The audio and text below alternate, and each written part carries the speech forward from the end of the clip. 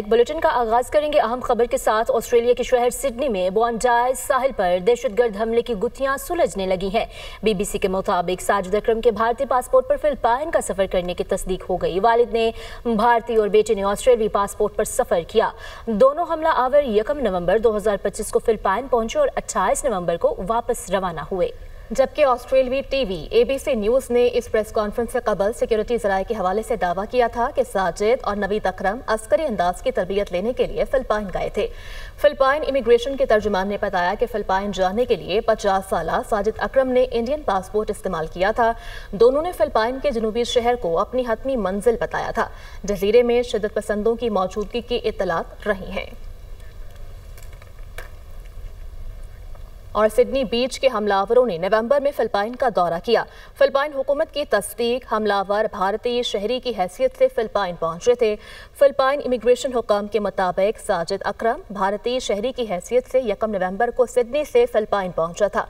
50 साला साजिद अकरम और 24 साला नवीद अकरम 1 नवंबर को सिडनी से फिलिपाइन पहुंचे। बाप बेटा 28 नवंबर को फिलिपाइन से वापस चले गए थे। अब बात करेंगे 11वें एनएफसी अवार्ड के लिए। 8 अहम ग्रुप्स कायम। एनएफसी से मुतालिक मुख्तलिफ उमूर पर वर्किंग ग्रुप्स तश्कील दिए गए। तफसीलात जान लेते हैं। मुदस्सिर अली राना हमारे साथ मौजूद है। मुदस्सिर, बताइएगा ये अहम ग्रुप्स कौन से हैं और क्या अहम किरदार अदा करेंगे? जी, 11वें एनएफसी अवार्ड के लिए 8 अहम ग्रुप्स कायम कर दिए गए हैं और वजारत खजाना की जानिब से जो नोटिफिकेशन जारी किए गए हैं उसमें एनएफसी से मुतालिक मुख्तलिफ जो अमूर होंगे उस पर ये वर्किंग ग्रुप अपनी तजावीज़ तैयार करके कायम करेंगे। जो ग्रुप्स तश्कील दिए गए हैं इनका जो तजावीज़ होंगी वो वज़ीर खजाना जो कि एनएफसी के सरबराह हैं उसको तजावीज़ जमा करवाई जाएगी। मरकज़ और सूबों के दरमियान जो वसाइल की तकसीम के तनासुब पर ये वर्किंग ग्रुप तश्कील दिए गए हैं। इसमें मुख्तलिफ ग्रुप्स हैं जिसकी सरबराही सूबाई वज़ीर खजाना करेंगे, जिसमें सूबा पंजाब, सूबा सिंध, सूबा खैबर पख्तूनख्वा और सूबा बलूचिस्तान के वज़ीर खजाना शामिल हैं। जो ज़राए वज़ारत खजाना की जानिब से बताया गया है कि वसाइल से मुतल्लिक जो वर्किंग ग्रुप होगा उसकी सरबराही वज़ीर खजाना बलूचिस्तान करेंगे। और एक और ग्रुप क्रिएट किया गया है जिसको टैक्स टू जीडीपी तनासुब को बेहतर बनाने के लिए जो अपनी तजावीज़ तैयार करेगा। जो टैक्स टू जीडीपी पर तजावीज़ देगा उसकी सरबराही वज़ीर खजाना खैबर पख्तूनख्वा करेंगे। इसके अलावा जो दीगर ग्रुप तश्कील दिए गए हैं उसमें ये भी है कि सूबों को वसाइल की बराह रास्त मुंतकली पर जो वर्किंग ग्रुप है इसकी सरबराही वज़ीर खजाना सिंध करेंगे। साथ में ये भी बताया गया है कि साबिक फाटा के इंतजाम और एनएफसी में जो उसका शेयर है उस पर एक ग्रुप तश्कील दिया गया है। काबिल तकसीम पोल के साथ के लिए भी वर्किंग ग्रुप तश्कील दिया गया है और वज़ीर खजाना मोहम्मद औरंगजेब काबिल तकसीम पोल वर्किंग ग्रुप की सरबराही करेंगे। अब जो एनएफसी का अगला इजलास है ये आइंदा माह जनवरी के वक्त तक मुतवक्के है। जी बिल्कुल, मुख्तलिफ उमूर पर वर्किंग ग्रुप्स तश्कील दिए गए हैं। मुदस्सिर अली राना आप हमें अपडेट कर रहे थे, बहुत शुक्रिया आपका। खबरों का सिलसिला आगे बढ़ाएं और आपको बताएं कि पाकिस्तान स्टॉक एक्सचेंज में रिकॉर्ड पर रिकॉर्ड बनने लगे हैं। दौरान ट्रेडिंग 100 इंडेक्स 1,71,922 पॉइंट्स की तारीखी सतह को छू गया, जबकि 100 इंडेक्स में 484 पॉइंट्स का इजाफा भी देखा गया है। मजीद क्या तफसीलात हैं जान लेते हैं अपने नुमाइंदे हमजा गिलानी से। हमजा, बताइएगा रिकॉर्ड पर रिकॉर्ड बनने लगा है, मार्केट तारीखी सतह को छू रही है?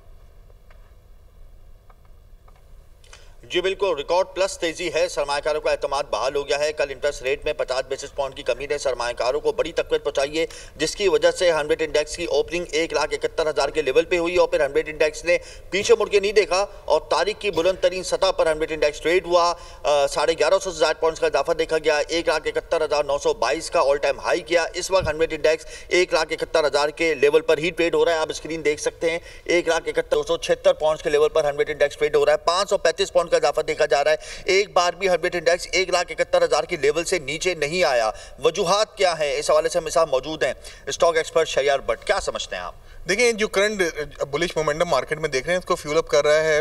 जो करंट आईएमएफ की जानिब से हमें 1.2 बिलियन डॉलर्स मिले, उसके बाद इन्वेस्टर कॉन्फिडेंस बूस्ट हुआ है। प्लस आज हमने देखा 14 रुपीज़ डीजल प्राइस के ऊपर कम हुए, जिससे एग्रीकल्चर साइड को प्रॉफिट होगा और फिर साथ साथ जो ट्रांसपोर्टेशन चार्जेस हैं वो कम होंगे।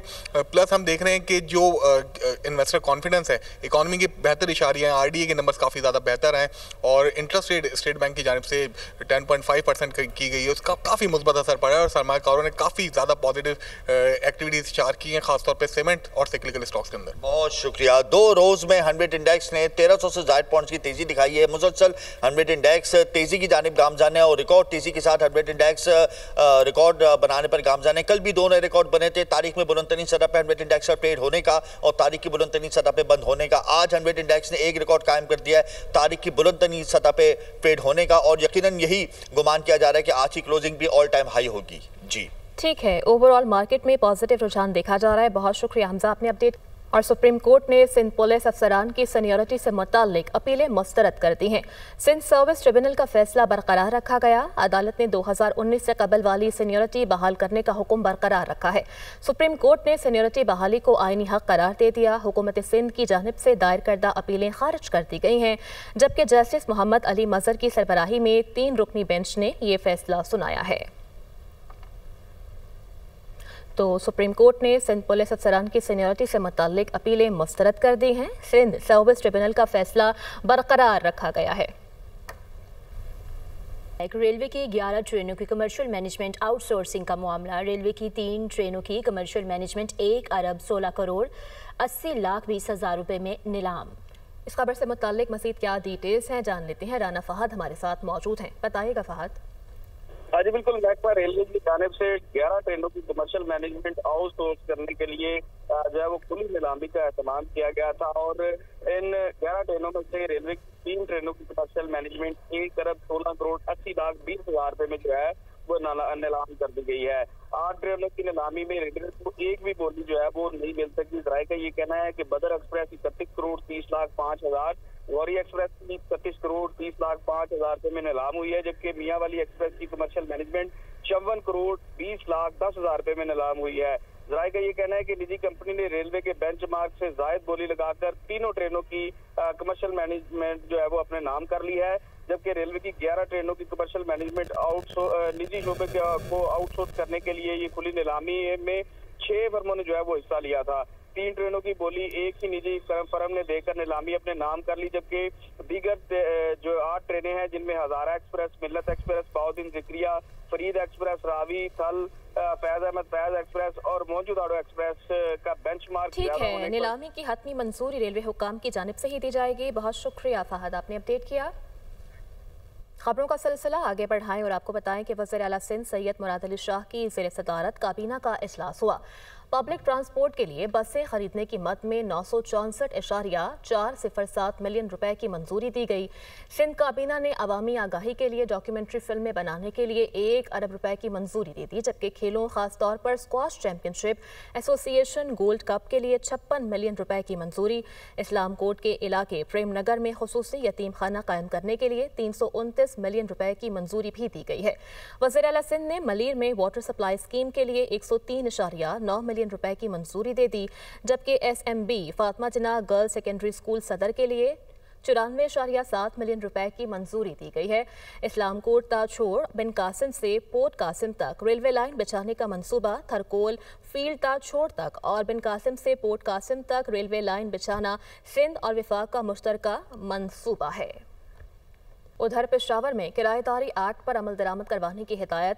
पेशावर के मुख्तलिफ इलाकों में ऑपरेशन शुरू कर दिया गया। पुलिस को टास्क मिल गया है। पेशावर के मुख्तलिफ इलाकों में मशकूक अफराद की रिहाइश का भी इंकशाफ हुआ है। मजीद क्या तफसीलात हैं रिशान काका खिल से जान लेते हैं, बताइएगा रिशान।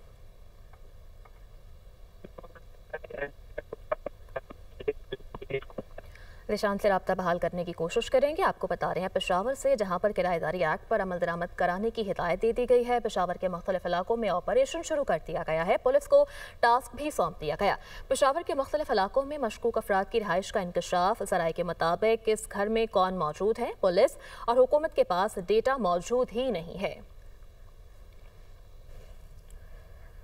अब बात कर लेते हैं सोने की कीमत में कमी। चांदी के दाम मुस्तहकम। 24 कैरात सोना 4,000 रुपये सस्ता होकर 4,50,862 रुपये फी तोले पर आ गया है। 10 ग्राम सोना 3,429 रुपये कमी से 3,86,541 रुपये पर आ गया। आलमी मार्केट में फी ऑन सोना $40 कमी से $4,285 का हो गया। 24 कैरात चांदी की दाम 6,532 रुपये फी तोला पर मुस्तहकम रहे।